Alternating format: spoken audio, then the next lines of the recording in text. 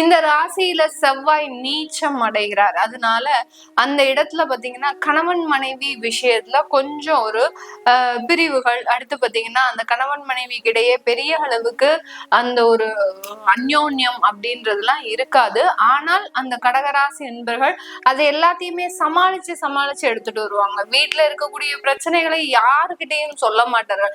அப்படியே சொன்னா கூட அதனால யாருக்கும் தீர்வு வராது அப்படின்ற மாதிரியாக ஒரு எண்ணத்தோடையே இருக்கக்கூடிய ஒரு நபர்களாக இருப்பாங்க.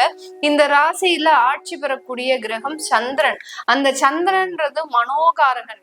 இதனுடைய நகர்வு பாத்தீங்கன்னா ஒரு 2 நாளைக்கு ஒரு ராசியை கடக்கக்கூடிய ஒரு அமைப்பை சார்ந்த கிரகம் இந்த சந்திரன். அந்த மனோகாரகன் எப்போதுமே இவர்களுக்கு ஒரு பெரிய பாதிப்பை கொடுத்துக்கிட்டே இருப்பார். எந்த ஒரு விஷயத்திலும் ஒரு தெளிவான முடிவு எடுத்துட்டோம் அப்படின்னு நினைச்சு இவங்க இருப்பாங்க.